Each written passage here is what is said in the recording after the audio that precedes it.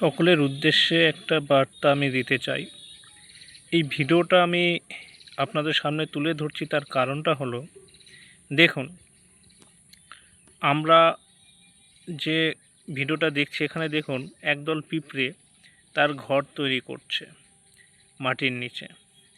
তার জন্য দেখুন প্রত্যেকেই মুখে করে সেই গর্ত থেকে মাটি নিয়ে এসে দূরে ফেলে দিয়ে যাচ্ছে। এখানে কিন্তু একটা পিঁপড়ে নয়, এখানে অনেক পিঁপড়ে রয়েছে। এই একটু একটু করতে করতে সামান্য পরিমাণ মাটি আনতে আনতে কিন্তু তারা প্রচুর মাটি দেখুন এখানে জড়ো করেছে। তো আমরা যদি চেষ্টা করি, কোনো কিছু অসম্ভব নয়। আজকে এই যে পিঁপড়ের গল্পটা আমি বলছি বা আপনাদের সামনে নিয়ে আসছি, গল্পটাতে আমাদের প্রত্যেকটা মানুষেরও এটা শিক্ষা নেওয়া উচিত যে আমরা যদি একটু একটু করে যে কোনো কাজ করি তাহলে সেই কাজ আমরা সফলতা আনতে পারি। তো আমাদের এই ছোট্ট জীবের কাজের মধ্যে দিয়ে আমরা মানুষেরা নিজেরা নিজেদের কর্মটাকে করতে পারি এবং আগামী দিন একটা ভালো জায়গায় আমরা পৌঁছাতে পারি।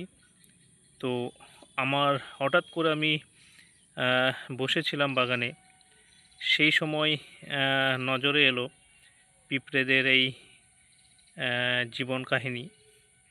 তো সেটা আমি ক্যামেরাবন্দি করলাম এবং আপনাদের সামনে তুলে ধরছি যে আমরা প্রত্যেকেই যদি চেষ্টা করি এই ছোট্ট ছোট্ট কাজের মাধ্যমে বড় কিছু হতে পারি। কারণ যারা যারা বড় ব্যক্তি বা বড় জায়গায় পৌঁছেছেন যে কোনো সাবজেক্টে, তারা কিন্তু প্রত্যেকেই এইভাবেই ছোট্ট ছোট্টভাবে কাজ করেই কিন্তু পৌঁছেছেন।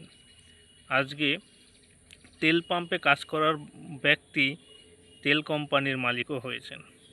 তো সেই জায়গা থেকে আমি বলবো সকলকে এগিয়ে আসা উচিত এবং চেষ্টা করা উচিত যাতে ভালো কিছু আমরা করতে পারি। ধন্যবাদ।